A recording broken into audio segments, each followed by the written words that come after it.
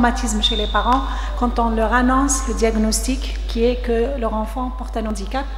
Et surtout aussi, il y a beaucoup de travaux qui se font maintenant sur la manière de le faire, hein, ce qui est bien sûr une tâche très difficile, que ce soit le médecin ou le pédiatre ou quelqu'un d'autre, mais dans toutes les pathologies actuellement, il faut vraiment faire attention comment annoncer aux parents, à la mère ou au père ou aux deux, que l'enfant n'est pas, comme on dit en psychologie, l'enfant imaginé, mais c'est un enfant qui porte un handicap, et un handicap qui va aussi avoir des répercussions sur la famille, sur la fratrie, sur tout l'entourage. Je vous remercie pour l'écoute attentive de ces 3 communications qui ont eu lieu pour cette première session. J'ouvre tout de suite le débat. Il y a un micro-baladeur. Celui qui a une question à poser, on va lui remettre. J'invite les communicants. Madame Mamri, vous restez à votre place. S'il y a une question, on vous ramène le micro. Alors, est-ce que vous avez des questions Monsieur Basile.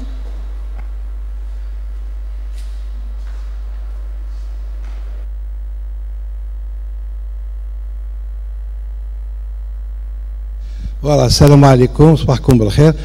J'ai 3 questions. Bon, la première, Madame Mamri, la présidente de la Fédération nationale des personnes en situation de handicap. Le livre que vous avez présenté tout à l'heure, est-ce qu'il existe en vente? Ou là, est-ce que tu as quelle copie pour les acheter? C'est-à-dire, quelle une autre question? Madame Mamri et Monsieur Oudlarbi. Madame Mqbilek, dans votre intervention, vous avez cité vie d'enfant, vie de maman. Ce qui veut dire qu'on est toujours dans une assiette, ce qui veut dire l'enfant handicapé, l'enfant situation d'handicap. Pourquoi vous avez dit vie d'enfant, vie de maman? Monsieur Oudlarbi, bon, تسام قبيلك قلت اخي ثابت قبيليت ما تفهمش بون قبيلك نسدع سيتيت لي بارون صدر لك هذا شنو نحبوا نفهموا باسكو حنا في المومون اسوسياتيف sur le terrain عندنا خبر ce qui se passe. Il y a ceux ou celles qui citent les parents d'un handicapé. Il y a d'autres qui citent les mamans d'un enfant handicapé. Normalement, c'est ça. Maître de conférence Baha, la question, quelle différence il y a entre un EMC qui a du trouble de langage et une personne qui bégaye, une personne normale qui bégaye? La différence entre eux. Et merci. On prend d'autres questions, d'accord? Après, je donnerai la parole. Vous préférez répondre tout de suite? Allez-y, ok. Le micro, s'il vous plaît. Allez-y.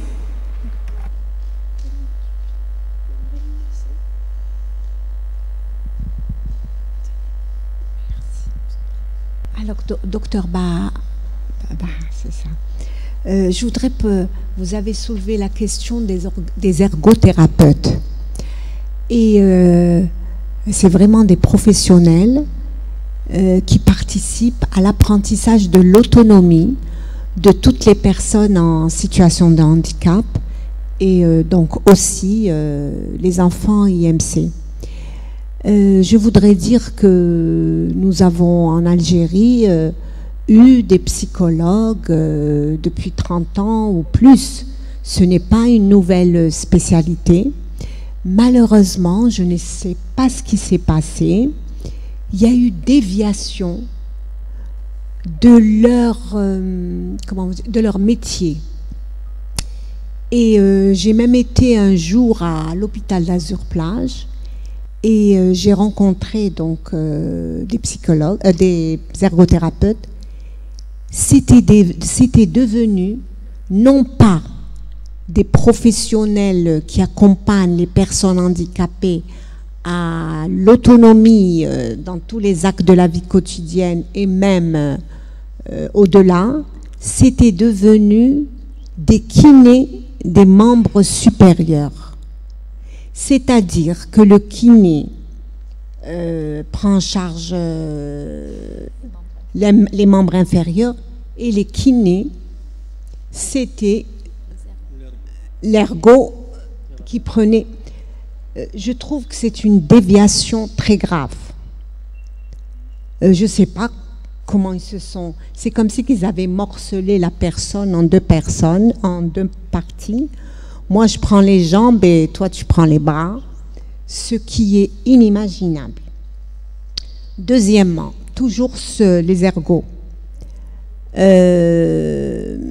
J'ai été invitée à l'Institut l'INFPFP du CND, où il y a maintenant, ils forment, il y a des promotions d'ergothérapeutes. Le problème n'est plus là maintenant. Ils sont formés comme tous les ergots au monde, mais le problème, c'est quand ils sont envoyés dans les services ne savent pas que faire d'eux. Et je me rappelle, c'était M. Lahissi de l'Institut qui m'avait invité pour un peu parler de l'importance pour une personne handicapée, qu'est-ce que l'ergo nous avait donné. Et j'avais dit que l'ergo, même s'il est affecté dans un service, il faut que lui-même trouve sa place et construit sa place. Qu'il ne croit pas que sa place est prête. C'est inimaginable qu'il y a autant d'enfants en situation de handicap et que les ergots se roulent les pouces. Non pas parce qu'elles le veulent, mais parce que là où elles sont affectées, on ne comprend pas quel est leur rôle. Et donc, il faut construire et divulguer et vulgariser le rôle de cet ergot et qu'il revienne à son métier qui est l'accompagnement pour l'autonomie des personnes handicapées. Voilà. Merci beaucoup pour toutes ces précisions, Madame Mamri. Effectivement, je sais très bien qu'à Alger, vous avez des ergothérapeutes, bien que vous mettez bien l'accent sur le fait que le métier a été dévié d'une manière très importante parce qu'ils ne font pas ce qu'ils sont censés faire ou c'est ce qu'ils devraient faire. Je sais que enfin, l'ergonomie, ça fait partie des spécialités de la psychologie du travail qui est développée dans certaines universités. Nous, on a le diplôme de psychologue du travail, mais c'est des psychologues qui n'ont pas choisi spécialité ergonomie. Moi, je faisais surtout référence à leur manque au niveau de certaines structures, notamment au niveau de Béjaïa, c'est ça, je peux en parler puisque je suis là, et aussi à cette déviation, parce que quand on parle de l'IMC ou des handicapés d'une manière générale, les ergothérapeutes, en plus du domaine de la thérapie motrice qui est de leur ressort, il y a aussi l'aspect recherche qui est très important. Et c'est surtout sur ça, parce que moi je vous dis, dans ces séminaires, comme je l'ai dit à Madame Merabet, ainsi de suite, on n'est pas spécialiste d'une question, on apprend toujours. Déjà, j'avais pas mis l'accent tout à l'heure sur l'importance de la formation. Hier, vous avez dit, nous allons ramener des psychologues, mais nous allons ramener quelqu'un pour les former dans le domaine de l'IMC. Parce qu'on connaît des choses, mais quand je travaille, quand je suis censée prendre en charge ces enfants, il faudra que je sois bien formée parce que c'est jamais suffisant. Ce qu'on fait à l'université, je suis enseignante, je le dis, c'est très peu. Après, les psychologues ou des orthophonistes qui sortent de l'université, ils ne sont pas prêts tout de suite à prendre en charge, surtout certaines pathologies. C'est pour ça que la formation continue sur le terrain est très importante. D'accord ? Alors, il y a cet aspect. Je vous donne un exemple qui n'a rien à voir avec la psychologie. Nous avons ici, vous connaissez Civital, avec son premier responsable. Il recrute les majors de promotion de nos départements au niveau de technologie, génie civil, chimie, ainsi de suite. Mais sachez que non seulement il prend les majors de promo, mais après, ils ne travaillent pas tout de suite. Ils sont formés pendant une longue période pour qu'ils deviennent efficaces et efficients, entre guillemets.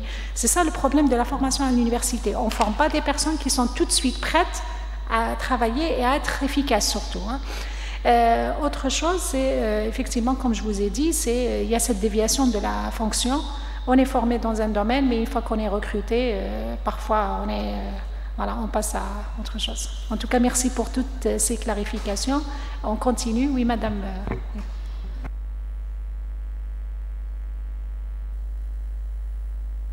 Par rapport à ce que vous avez présenté tout à l'heure, en orthophonie, le travail de l'orthophoniste.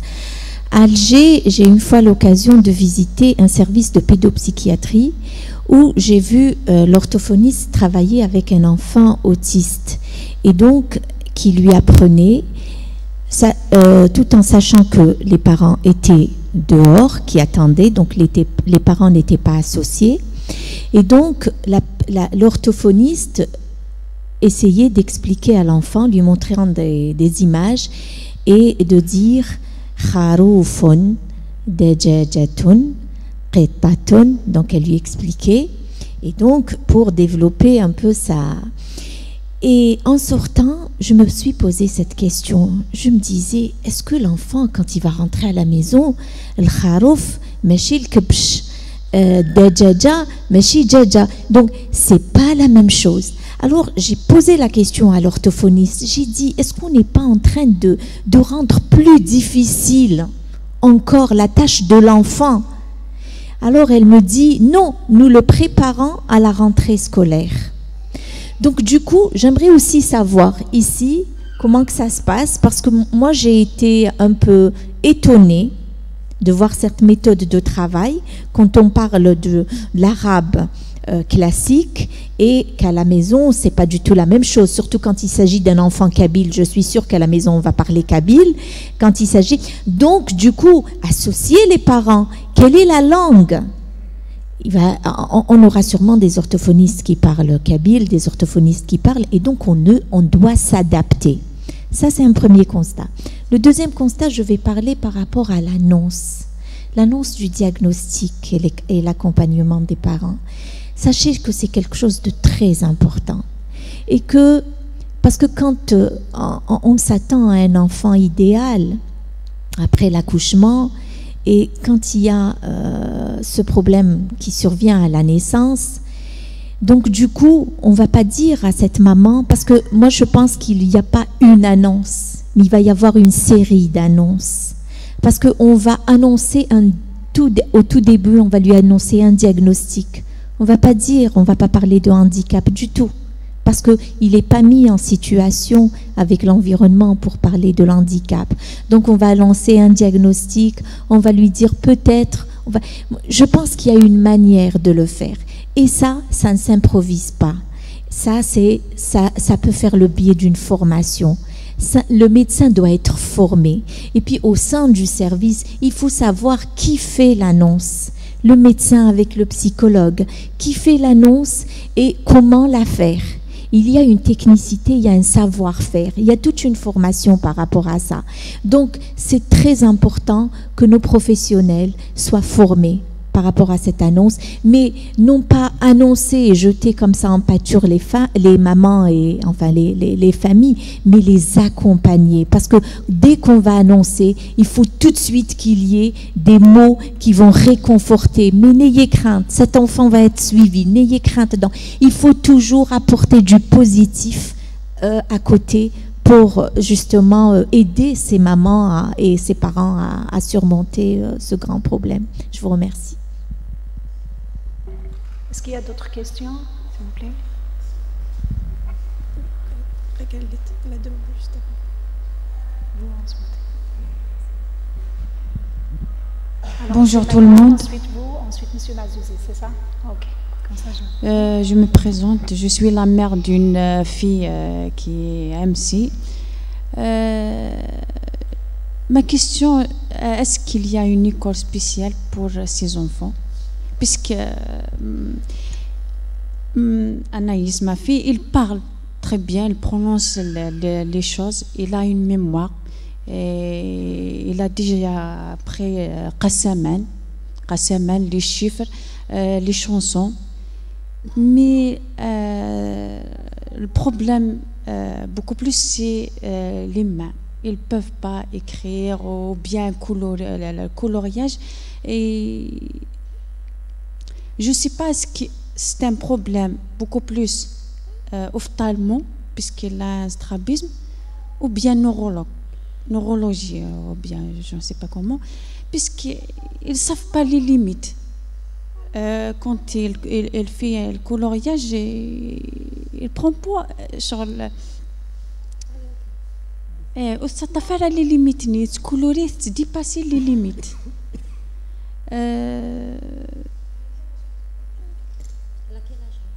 Ça a 5 ans. Scolarisé. Préscolaire. Ça a un problème, la marche. La plateforme, quand il y a pas des obstacles, elle marche très bien. Mais en dehors des varas, ils ne peuvent pas marcher. La descente, la montée, ça va. Mais la descente, les obstacles, ils ne peuvent pas. Je ne sais pas ce que c'est là. Non, c'est le cerveau, la question. D'ailleurs, beaucoup plus. ولاش نوان يوريونتين وتنبرا على البسيكو شغل ثورا نسعى بوكو نسعى تصل لي كيستيون مي ولاش انا غرا نروح لاسوسياسيون البيدياتر نورولوج ذا كيف جايت نزرانا نورولوجي زعما نورولوج اني ولا تناوي باسكو ثورا نزيد بلاصي انا ما تيزيوزو زرا غرا بوكو بلوس لا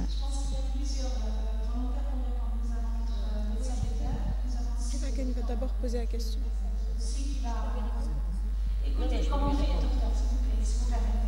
Je continue à prendre les questions. Ensuite, je vous donnerai pour cette question, pour cette dame, vous allez lui répondre et notre collègue aussi présent ici va lui répondre. Merci. Moi, je voudrais rebondir sur le truc de l'ergothérapeute. Il me semble que la définition de l'ergothérapeute, elle est mal conçue. Parce que moi j'ai eu la chance de côtoyer des ergothérapeutes à l'étranger et ma foi c'est pas la même chose. C'est des spécialistes, c'est des personnes qui ont déjà le truc d'observation. Ils ont un enfant et ils essaient un peu de remédier à tous les défauts. Et chose qu'on n'a pas ici, c'est cet atelier-là. On envoie par exemple un ergothérapeute avec des mains libres, ils n'ont ni des perceuses, ni des pinces pour fabriquer ou pour monter quelque chose qui peuvent vraiment aider au bon positionnement, par exemple sur une chaise, peut-être à des gestes qui sont très, très importants à régler, à étayer en quelque sorte. Donc il me semble que l'ergothérapeute en Algérie, il est encore tôt qu'on parle parce qu'on dit ergothérapeute, mais on les envoie dans des centres où ces centres, peut-être, ils n'ont même pas un tournevis pour essayer un peu de régler des plaques, pour un peu corriger le confort de l'enfant sur une chaise. Donc, il me semble, la formation, vous dites que la formation d'ergothérapeute, j'ai vu ceux de l'USND. Bon, c'est vrai, ça fait pas longtemps qu'ils ont commencé à former des ergothérapeutes, mais ils n'ont pas assez de moyens pour qu'ils fassent leur travail après avoir le cursus de formation les différents établissements. C'est un véritable problème. Si on veut régler le problème d'ergothérapeute, il faut que les moyens suivent.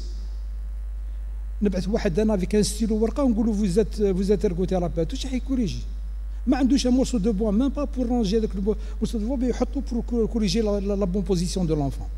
هذو حنا c'est-à-dire pour prendre un peu le mot ergothérapeute avec des pincettes, c'est pas يعني روح هكذا برك نديروه c'est un kiné ou الاخر, c'est autre chose. هكذا صح, بارك الله فيك.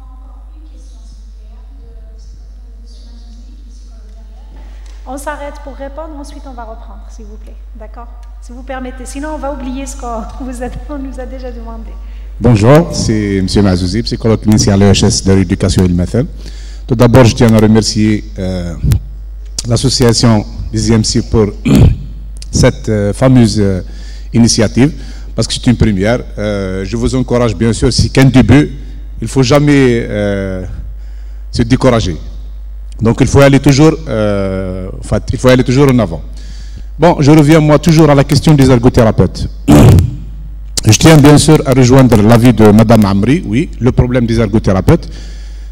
En fait, ils sont mal utilisés, c'est vrai, même dans notre établissement, justement, et pratiquement les ergothérapeutes sont devenus des kinésithérapeutes des membres supérieurs. Oui, c'est vrai, même en fait, même les médecins rééducateurs physiques, à chaque fois qu'ils font des prescriptions, quand il y aura c'est-à-dire une fiche de prescription pour les membres supérieurs, c'est une fiche qui est destinée pour les ergothérapeutes.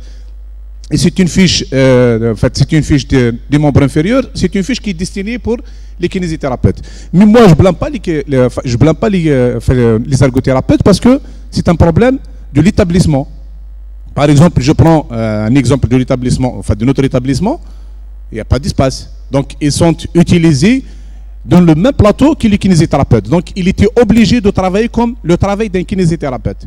Donc, je vois le problème tout d'abord, c'est un problème de système, c'est un problème des DSP, c'est un problème du ministère de la Santé. Il faut créer des ateliers, des salles. Moi, en fait, dans notre établissement, j'ai proposé de créer une salle de psychomotricité et d'ergothérapie et de psychologie et de l'orthophonie. Pourquoi? Parce que c'est un travail pluridisciplinaire, justement, pour rentrer directement à M. Olarbi, qui a parlé, bien sûr, du travail psychologie et l'handicap. Moi, je vois le psychologue, il ne peut rien faire pour un enfant EMC. Le psychologue lui-même. Mais le psychologue avec un ergothérapeute, avec un psychomotricien, avec un kinésithérapeute, avec un orthophoniste, oui. C'est-à-dire un travail pluridisciplinaire. Oui, un travail pour les parents, pour prendre en charge et préparer les parents à accepter l'enfant EMC. Oui, c'est un travail de psychologue. Il y a aussi, en fait, peut-être, M. Olarbi a parlé des mères et des mamans des EMC. Moi, je ne suis pas d'accord parce que je préfère de parler sur les parents des EMC parce que le papa aussi, il souffre comme elle souffre, comme elle souffre la maman. Et je veux remercier.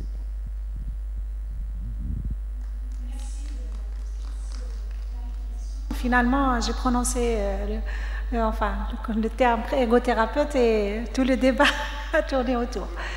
C'est juste pour le rendre aussi, peut-être, oui, rapidement, s'il vous plaît, monsieur.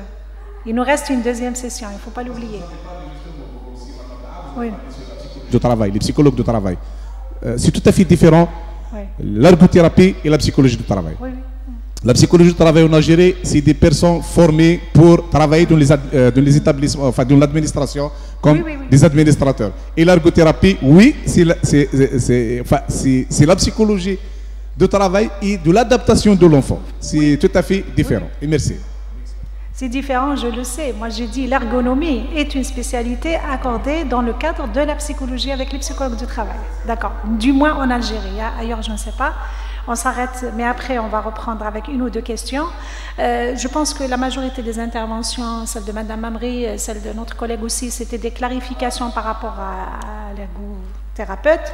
La maman qui a posé une question, il y a deux qui se proposent de lui répondre. Dr Sadawi qui est à côté de moi et Dr Mouhobi, d'accord?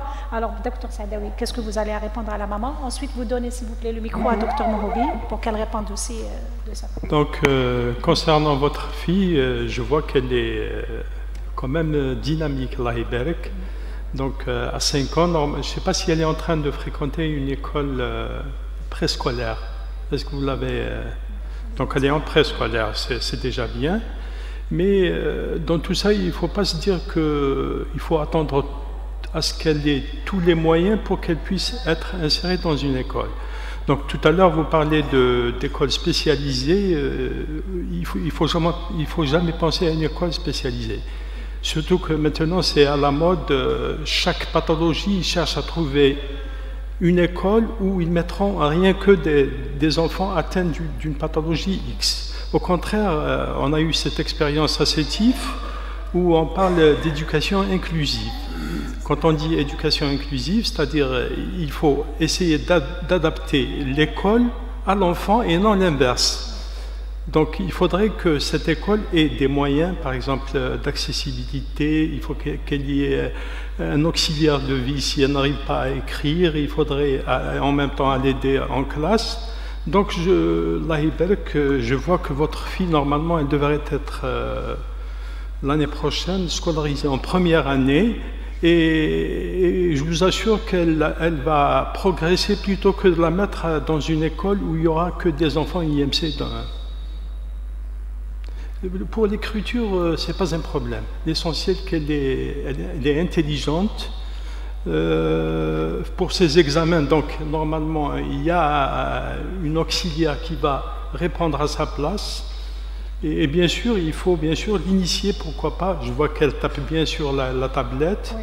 Donc normalement, avec un peu de moyens et de progrès, je suis sûr qu'elle finira par s'adapter. Merci, docteur. Docteur Mahoubi, s'il vous plaît.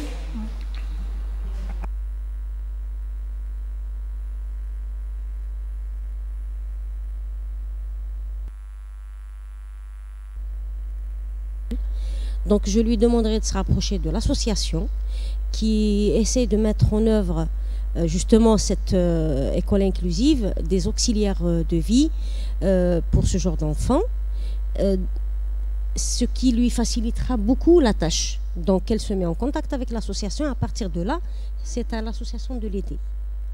Ok, je vous remercie. Merci beaucoup. N'est-ce pas, madame? C'est bon pour... Alors, ce qu'on essaie de vous expliquer, c'est que déjà, comme je l'ai dit tout à l'heure, Dr Mohoubi sera en mesure de vous l'expliquer mieux que moi, qui est les médecins.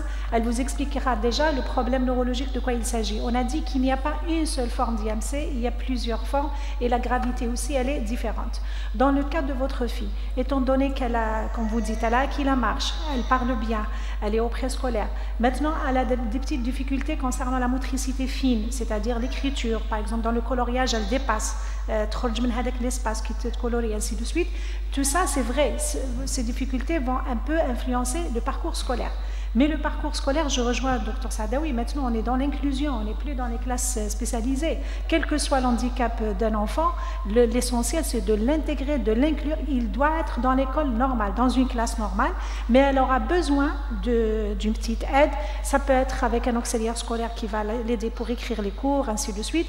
Il faut expliquer aux enseignants les problèmes de votre fille au départ, pour qu'ils ne la jugent pas, pour qu'il n'y ait pas ce genre de problème, mais sinon elle pourra être intégrée. Je vous dis, nous avons des étudiants à l'université, mais pas des étudiants, des diplômés, parce qu'il n'y a pas de problème cognitif. Sur le plan de l'intelligence, elle est en mesure d'apprendre et d'avancer dans son parcours.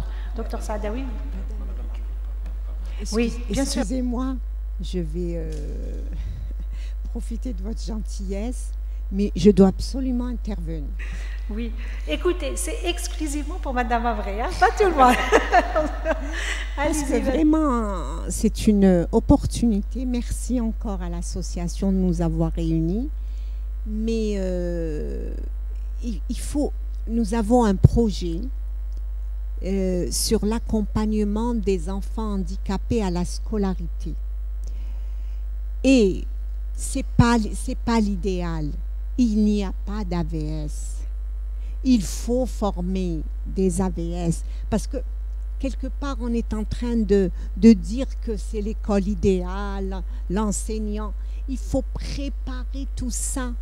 Nous on propose justement dans le cadre de ce projet un service d'accompagnement qui serait de la responsabilité du ministère de l'Éducation nationale et que pour tout élève on définirait, on ferait un diagnostic pour qu'il ait un projet de vie scolaire.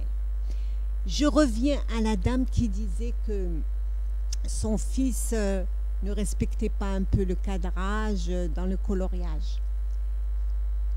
Nous avons, nous, essayé, toujours dans le cadre de ce projet, de dire qu'est-ce qui existe.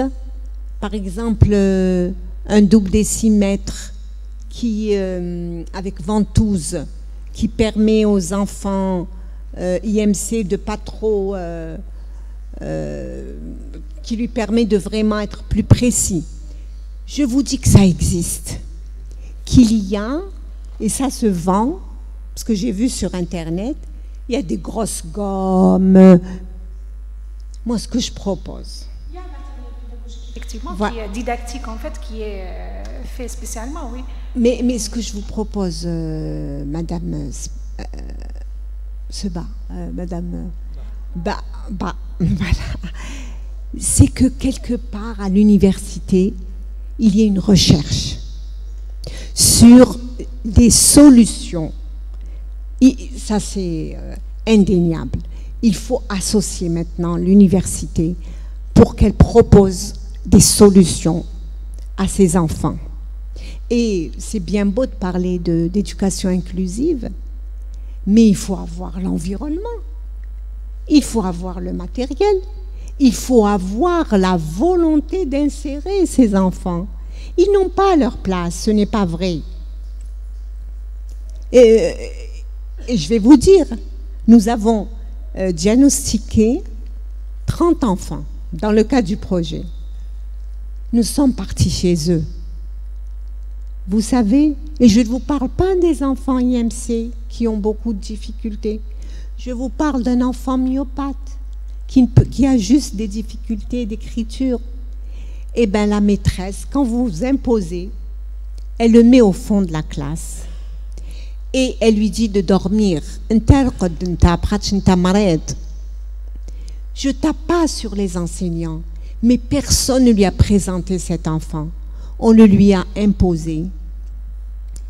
C'est de l'insertion tkléra. Moi, j'ai utilisé le mot tkléra parce qu'il me plaît. À la fin de l'année, l'enfant est mis dehors. Vous voyez, mais une jemch. C'est une illusion. Donc, tout ça doit être préparé pour que, comme l'a très bien dit le docteur Saadawi, préparer l'école à accepter des enfants qui ont des besoins supplémentaires. Les enfants ne sont pas tous dans un même moule.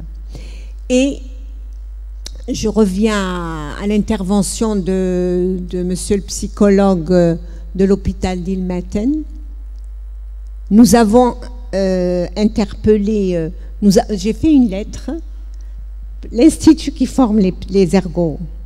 Je leur ai fait une lettre parce qu'on a été bloqués. On a fait les diagnostics des 30 enfants, c'est-à-dire quelles étaient les difficultés qu'ils rencontraient au niveau de l'écriture. Mais qui allait nous proposer les solutions? Normalement, c'est les ergots. Donc, on les a invités à venir faire un stage auprès de nos enfants, les 30 diagnostiqués. Je ne sais pas qui est-ce qui va aider l'autre, hein, mais bon. Ensemble, nous allons essayer de faire une recherche pour que chaque enfant puisse avoir une solution et être intégré à l'école, mais avec un accompagnement de l'enseignante et de l'enfant. Je vous dis ça, madame, il faut que j'apprenne votre nom, madame Barr. Faisons de l'université notre allié pour qu'elle puisse avec nous offrir des solutions. Voilà. Merci madame Mamri. Vous avez... Alors, s'il vous plaît, je vous donne la parole, oui, pour répondre, bien sûr. Mais je vous demande juste d'être bref, s'il vous plaît, parce que madame Merabat, elle est où? J'aimerais pas qu'elle me dise qu'on a pris sur le temps de la deuxième session, puisqu'il reste encore... Je commencerai juste par la deuxième question de mon collègue qui a dit le psychologue n'a pas de place dans une équipe disciplinaire. Moi, je trouve ça c'est faux, parce qu'un psychologue les parents d'enfants IMC, quand ils se présentent dans un service de rééducation, je pense que la première des choses, surtout quand il s'agit d'une première naissance, vous imaginez un peu l'état psychologique de la maman.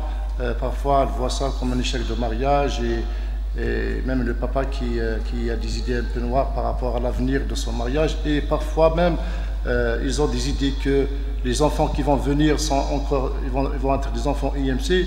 Je pense que là, c'est un travail d'un psychologue qui va essayer d'apporter une aide à ses parents. Mais il a la question. S'il vous plaît. Les psychologues, on va détourner là. Non. On a une pause café, je vous assure. On a une pause café, continuez votre débat tout à l'heure. J'ai juste un petit mot à dire à Madame Amri par rapport à l'ergothérapeute. Moi, je suis psychologue. Moi, je n'ai pas le droit de dire ça, mais à ma connaissance, si on voit par exemple, je pense qu'il n'y a pas une déviation. Un ergothérapeute dans un service de psychiatrie et un ergothérapeute dans un service de rééducation fonctionnelle. C'est le même fonctionnement, c'est le travail manuel. En psychiatrie, c'est le travail manuel, c'est faire occuper les malades par un travail manuel, c'est une forme de thérapie. Et en rééducation, un ergothérapeute, en rééducation fonctionnelle, dans un service de rééducation fonctionnelle, un ergothérapeute aussi, il fait la rééducation, je veux dire, du membre supérieur. Je pense qu'il n'y a pas une déviation à cela. Je pense, c'est un point de vue personnel. Voilà. Non, il a dit d'un point de vue personnel. Voilà. c'est bien dit. Et pour la question de monsieur, je me rappelle pas, généralement c'est Méthine et qui sont très touchés parce que la maman, elle se sent plus culpabilisée par rapport au papa. Et généralement, même par exemple dans notre service, généralement c'est les mamans qui se présentent avec leur enfant et les papas, rarement on voit la maman qui est accompagnée avec son mari. Mais nous, on insiste sur la présence des deux, la maman et le papa avec leur enfant, pour le bien de leur enfant. Et je vous remercie. Merci pour toutes ces clarifications. Il y avait une petite question aussi de M. Labé qui m'était posée. La différence, quand on parle de bégaiement et quand on parle des troubles de la parole ou du langage chez l'enfant IMC, ce sont deux choses différentes. Le bégaiement est un trouble de l'élocution, d'accord, c'est-à-dire du rythme.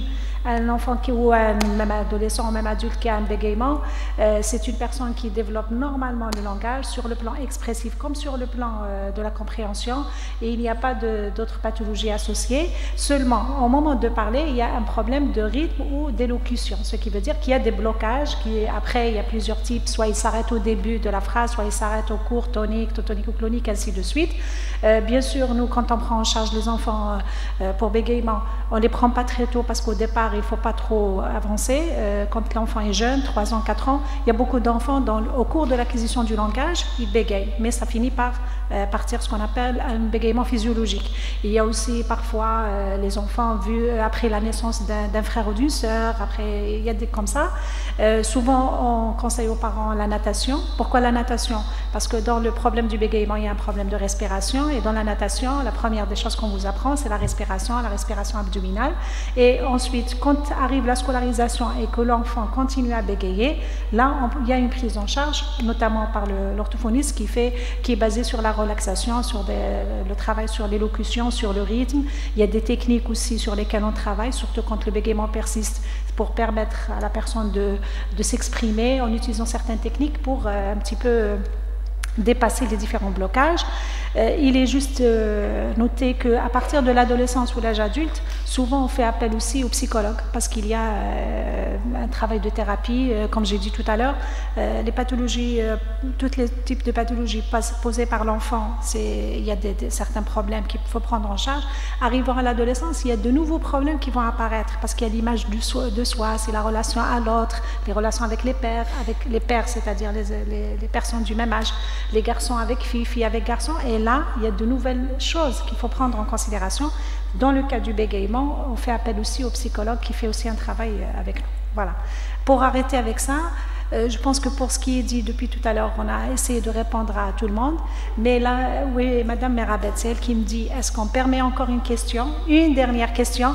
Il y a d'abord, non, je me rappelle très bien, il y a Mademoiselle, là, Lynn. Linda, voilà, qui veut poser une question. Ensuite, le jeune homme. C'est les deux dernières questions. Mais s'il vous plaît, questions brèves, pas de commentaires. J'ai dit, l'exception a été faite à Madame Amri. Bonjour tout le monde, je suis doctorante en psychologie clinique, je fais ma recherche sur la parentalité confrontée à un handicap, l'EMC, entre résilience et traumatisme. D'abord, je vous remercie pour cette conférence. Elle est pour moi pertinente, mais malheureusement, j'ai raté hier pour des causes, voilà. Bon, ma question, d'abord, je parle de mes observations. Quand j'étais en stage à l'éducation, à l'établissement de la rééducation à Ilmethen, j'ai remarqué que ce sont les mamans qui sont les plus touchées.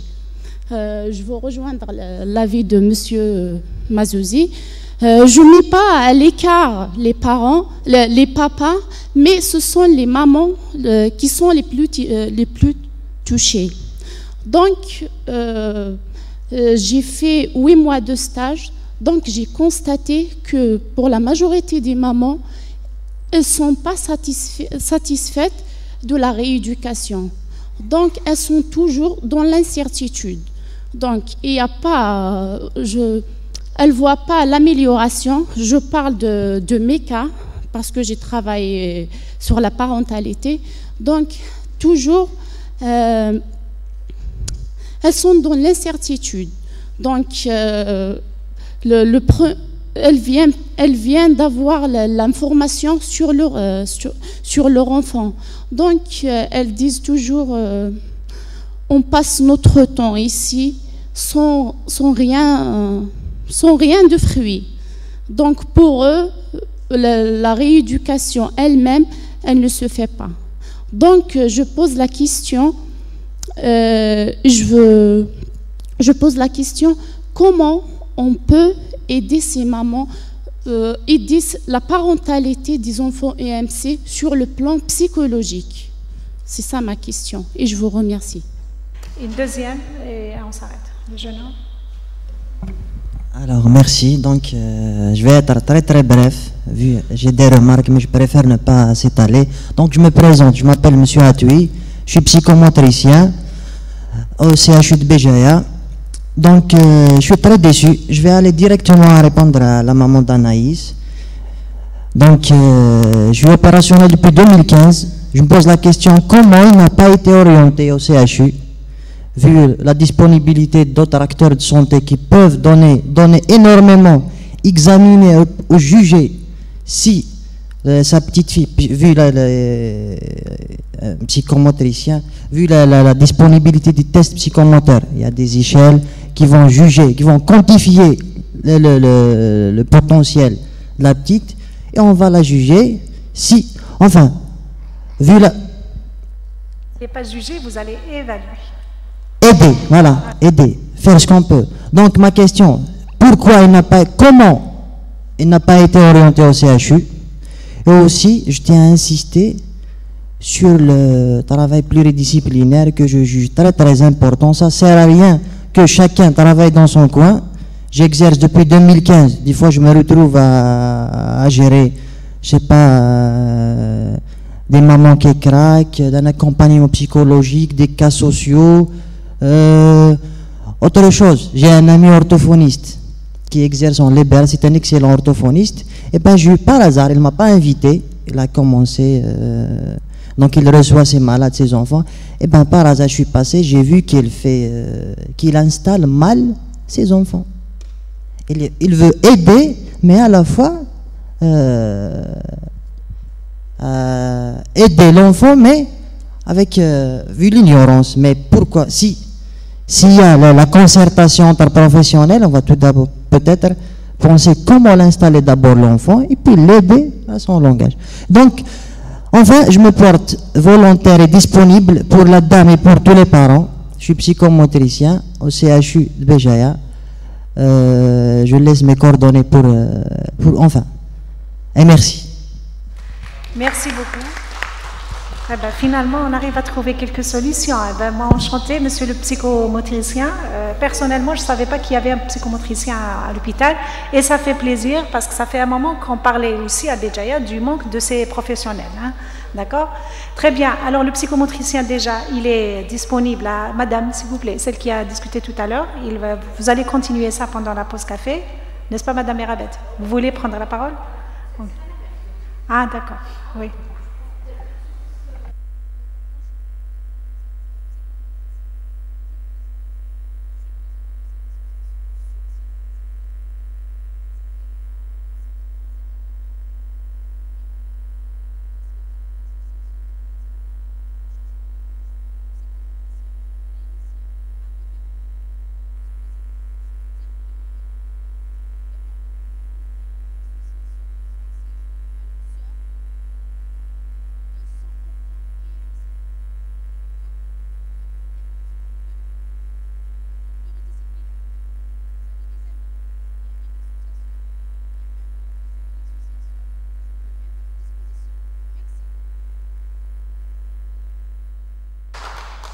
Alors, on a répondu tout de suite à votre appel, d'accord?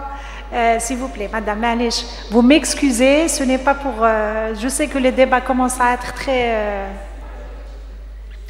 riche. Juste une... c'est pas une parenthèse, c'est pas un commentaire. La question des mamans et papas, hein, elle a été comme plusieurs... d'accord? Il y a notre collègue de Betna qui est là, qui me dit... Il répond à cette question. En fait, quand il y a un enfant qui est porteur d'une maladie ou d'un handicap ou de quel que soit, les deux sont touchés. Ça, personne n'a le droit de dire que le papa il est indifférent ou qu'il n'est pas touché ou ainsi de suite. Et on n'a pas le droit quelque part de mesurer à quel degré qui est le plus touché. C'est pas vrai. Les deux sont des parents. La seule peut-être différence, comme le fait signaler le collègue, c'est que nous sommes les hommes algériens, ils sont quand même très réservés, ils n'expriment pas, même si à l'intérieur il est en colère, même s'il est triste, ainsi de suite, ils ne l'expriment pas autant que le font les mamans. Ça, c'est un point. Deuxièmement, dans les consultations, n'oublions pas que quand je dis c'est les mamans que je vois le plus, comme l'a dit notre doctorante, il y a un partage de tâches aussi dans la structure, qu'on le veuille ou non, familiale qui est la nôtre. Qui trouvez-vous en train d'attendre les enfants aux écoles, hein? 99% peut-être ou 10% de mamans et quelques papas. C'est une simple distribution de tâches parfois. Je le dis, hein, dans certains couples, c'est à la maman d'accompagner l'enfant à la crèche. C'est elle qui discute avec la maîtresse. Moi, je vous dis, mon mari, un jour, il est parti à l'école. Et comme à Béjaïa, on a un Nasseria. Il s'est trompé, il est parti dans l'autre Nasseria. Quand il est rentré, ma fille, elle lui a dit, tu m'as foutu la honte, tu ne sais même pas pourquoi. Parce que c'était toujours moi qui partais. Il ne connaissait pas mon mari. Les médecins pédiatres aussi ne connaissent pas mon mari. Ils ne me connaissent que moi. Il a fallu que je sois en France un jour pour que le médecin de ma fille rencontre mon mari. Il a dit enchanté. Hein. Après tout, c'est pas pour dire qu'il ne les aime pas. Il adore ses filles. Mais c'est aussi un partage. Maintenant, pour dire dans les travaux, mais il y a autre chose aussi. C'est qu'en psychologie, maintenant, beaucoup de collègues qui travaillent sur la thématique, les Algériens commencent à s'investir. Hein? Avant, je disais, même ma génération peut-être ou même avant, les maris pour qu'ils s'occupent du biberon ou de la couche, c'est pas leur truc. Mais maintenant, de plus en plus de jeunes papas s'investissent dans l'éducation de leurs enfants. Et certainement, nos psychologues, ils vont les voir de plus en plus dans les centres et dans la rééducation. C'est-à-dire que de la même manière qu'ils s'investissent dans l'éducation tout court de leur enfant, ils vont aussi être présents quand l'enfant part pour rééducation ou pour prise en charge. Alors, le couple a besoin d'aide. Il y a une maman qui l'exprime plus, qui est plus dans l'émotion, dans l'affectif, qui pleure, qui ainsi de suite, qui dit qu'elle est... Il y a un papa qui peut-être est plus réservé, mais cela ne veut pas dire qu'il n'est pas touché ou qu'il n'est pas aussi triste. Lui aussi, il a besoin d'écoute, il faut juste savoir le faire. Et d'ailleurs, maintenant, on fait sur ça. Hein. J'ai un travail de master qui a été soutenu il y a quelques jours. C'est sur les stratégies de coping chez les pères d'enfants autistes. L'étudiante, elle a trouvé plus de pères. Elle a travaillé travaillé à Akbou, c'était surtout les papas qui venaient plus, et d'ailleurs elle a travaillé avec les papas. C'est juste pour rétablir un peu, c'est vrai, il ne faut jamais dire que le père n'est pas touché, le couple, il est en face de l'enfant avec handicap, et maintenant ce n'est plus la question du couple. Dans les travaux de psychologie, on parle de la fratrie, des frères et sœurs. Eux aussi, ils sont impliqués dans tout ça, alors tout le monde est concerné. Je vous remercie pour votre écoute attentive, pour le débat qui était très riche, pour les émotions que j'ai vues ressurgir de la salle. Nous allons nous arrêter, n'est-ce pas, Madame Merabet, pour une pause café. Vous continuez à discuter et prendre les coordonnées du psychomotricien qu'on ne va pas laisser partir. Hein. On vous accroche tout de suite, on vous attache tout de suite. Et on reprendra tout à l'heure avec une deuxième session. Je vous remercie.